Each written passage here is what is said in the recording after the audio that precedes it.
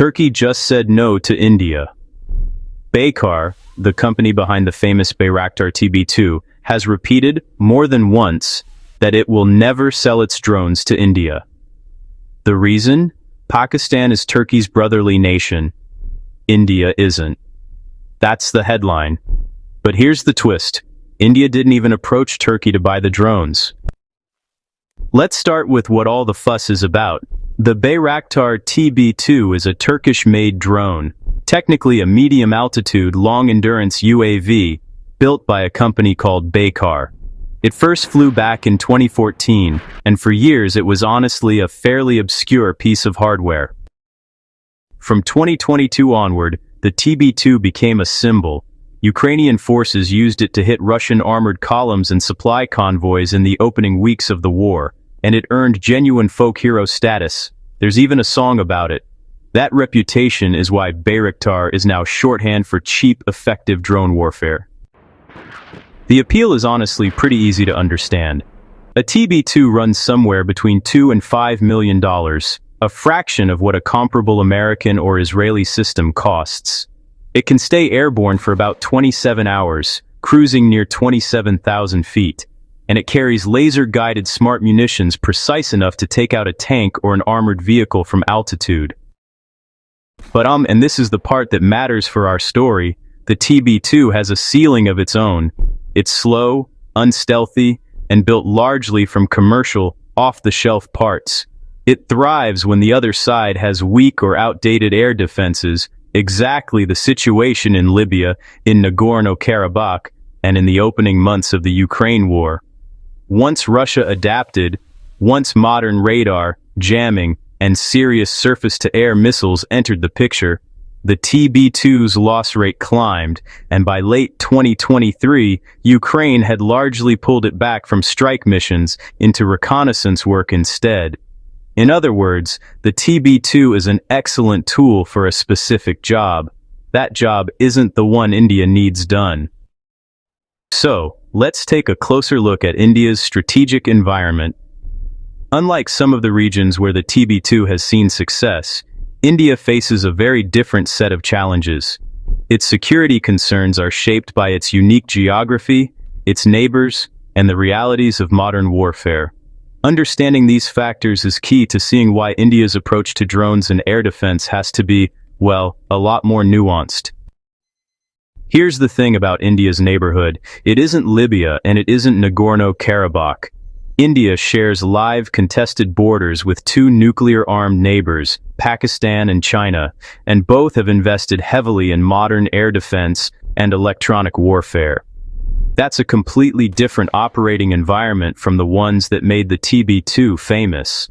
A slow, unstealthy drone with a 150-kilogram payload isn't built to survive that kind of airspace. India also already runs its own layered air defense network. Systems like Akash and Barak 8, the Russian-supplied S-400, all tied together by an integrated command system called Akash Tier. And in May 2025, that network actually got tested. During a short, intense conflict with Pakistan, India's Operation Sindoor, Pakistan reportedly deployed Turkish-origin drones, including TB2s, Songar-armed quadcopters, and Waicha-3 kamikaze drones co-developed with Baykar in a large-scale drone offensive. The large majority of those drones were detected and intercepted before they could do meaningful damage. Whatever else you take from that conflict, one thing stands out. A TB2 class drone doesn't hand India a capability it doesn't already know how to counter. So India's disinterest in the Bayraktar isn't just Turkey won't sell it to us. It's closer to we've already seen what this platform does against our air defenses, and we don't need it. Over the past several years, India has been steadily building up its own indigenous drone ecosystem. With a growing number of local startups and defense firms, the country is investing in homegrown solutions that are tailored for its unique operational needs. This not only strengthens India's self-reliance, but also ensures that future upgrades and innovations stay within its control. As a result, India is positioning itself as a leader in drone technology, both for its own security and for potential exports down the line. So what has India actually built instead? Well, it built an entire drone ecosystem. Companies like IdeaForge have supplied battlefield-proven surveillance drones to the Indian Army, while Adani Defense manufactures long-endurance drones such as the Drishti-10 and develops advanced loitering munitions. DRDO's first male drone, Tapas, fell short of military requirements, but the lessons learned led to the Archer NG, a more capable armed drone that's now in testing. Meanwhile, India's Nagastra loitering drones have already entered service in large numbers. Together, these programs show India isn't relying on just one foreign platform, it's creating a complete, homegrown drone industry. Here's the bigger point though, India isn't trying to build its own TB2. That would mean copying a platform designed for a fight India isn't preparing for.